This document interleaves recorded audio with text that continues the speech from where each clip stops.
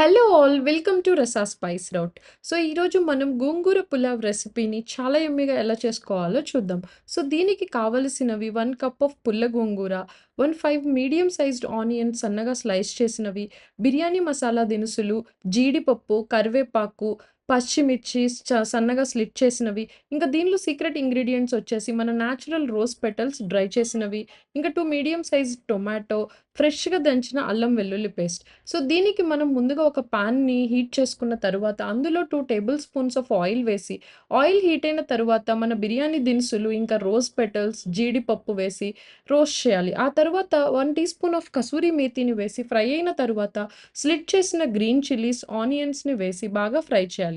Next కరివేపాకును కూడా వేసి మిక్స్ చేయాలి. అలా మిక్స్ చేసిన తర్వాత లిడ్ క్లోజ్ చేసి ఒక 5 మినిట్స్ పాటు మగ్గనివ్వాలి. వన్స్ బాగా ఆనియన్స్ అనేవి గోల్డెన్ బ్రౌన్ కలర్‌గా మారిన తరువాత, ఫ్రెష్‌గా దంచిన 1 టేబుల్ స్పూన్ ఆఫ్ అల్లం వెల్లుల్లి పేస్ట్, ఇంకా సన్నగా తరిగిన గోంగూరను కూడా వేసి, 2 మీడియం సైజ్ టొమాటోస్‌ని కూడా వేసి, కొంచెం సాల్ట్ వేసి మగ్గనివ్వాలి. సో, ఈ టమాటాలనేవి మంచిగా మెత్తగా సాఫ్ట్‌గా అయ్యేంత వరకు కొంచెం వాటర్ కూడా యాడ్ చేసి బాగా మగ్గనివ్వాలి. వన్స్ బాగా మగ్గిన తరువాత 2 టేబుల్ స్పూన్స్ ఆఫ్ మనం కారం, హాఫ్ టీ స్పూన్ ఆఫ్ పసుపు, హాఫ్ టీ స్పూన్ ఆఫ్ ధనియాల పొడి, 1/4 టీ స్పూన్ ఆఫ్ గరం మసాలాని వేసి, ఈ మసాలాస్ అన్నీ మన ఆనియన్ గోంగూరకి బాగా మిక్స్ అయ్యేలాగా కలిపి, లిడ్ క్లోజ్ చేసి, ఒక 3 మినిట్స్ పాటు వాటిని ఫ్రై అవ్వనివ్వాలి.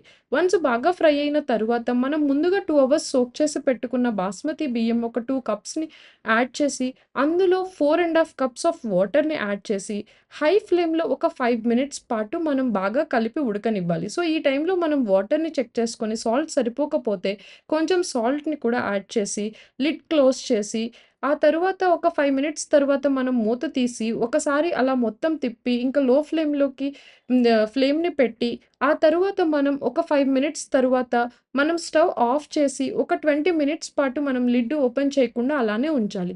దీన్ని సర్వ్ చేసుకున్న తరువాత వెజిటేరియన్స్ అయితే రైతాతో ఎంజాయ్ చేయవచ్చు. ఇంకా నాన్ వెజిటేరియన్స్ అయితే చికెన్ గ్రేవీతో ఎంజాయ్ చేయవచ్చు. వన్స్ ఈ రెసిపీ తిన్న తరువాత ఎవరైనా సరే గోంగూర ఇష్టం లేని వాళ్ళు కూడా గోంగూర అనేది వాళ్ళకి one of the top favourite item అయిపోతుంది. సో, ఇంగ్రీడియెంట్స్ అనేవి డిస్క్రిప్షన్‌లో మెన్షన్ చేసి ఉన్నాయి. Please do check it out. Thanks for watching our channel. Please do like, share and subscribe to our channel.